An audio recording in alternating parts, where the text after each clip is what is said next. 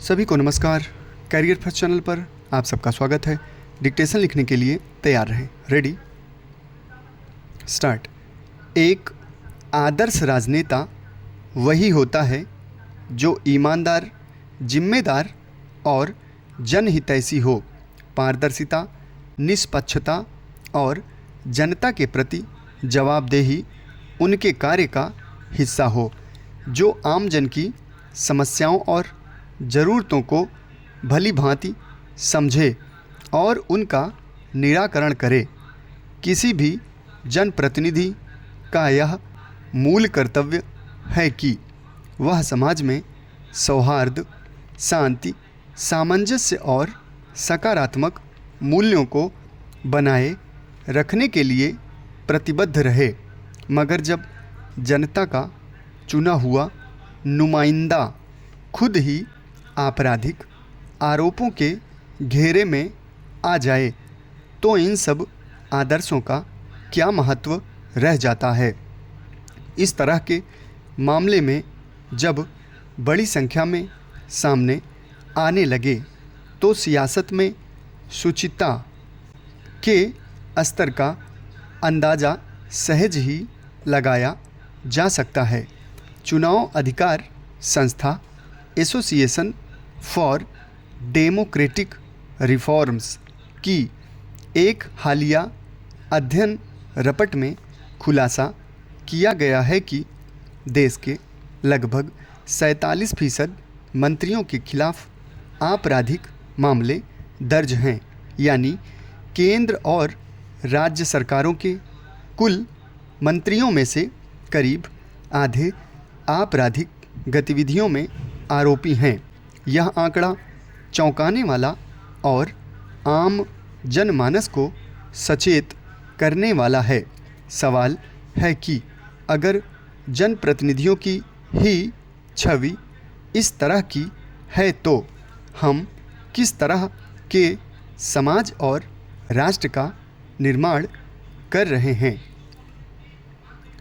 रपट के मुताबिक जिन मंत्रियों के खिलाफ आपराधिक मामले दर्ज हैं उनमें हत्या, अपहरण और महिलाओं के खिलाफ अपराध जैसे गंभीर आरोप शामिल हैं। राष्ट्रीय स्तर पर 40% केंद्रीय मंत्रियों ने खुद पर आपराधिक मामले दर्ज होने की जानकारी अपने चुनावी हलफनामे में दी है।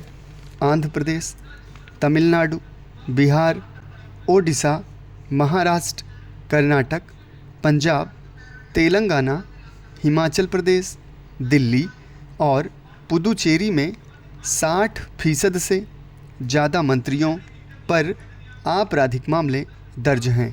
इससे साफ है कि राजनीति में आपराधिक छवि वाले नेताओं का दबदबा बेरोक टोक बढ़ रहा है।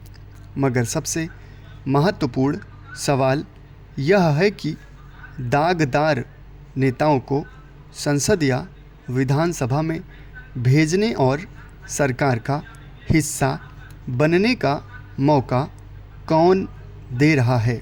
सवाल यह भी है कि जनता को कैसे पता चलेगा कि किस नेता का आचरण कैसा है और उस पर आपराधिक मामला दर्ज है या नहीं।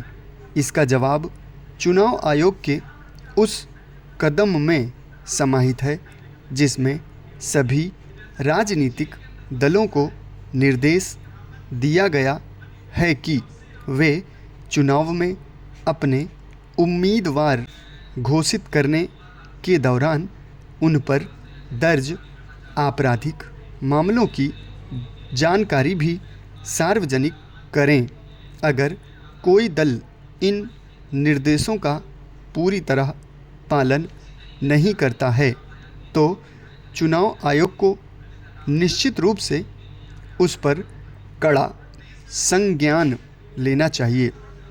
यह रपट ऐसे समय पर आई है जब हाल ही में केंद्र सरकार ने संसद में संविधान संशोधन विधेयक पेश किया है।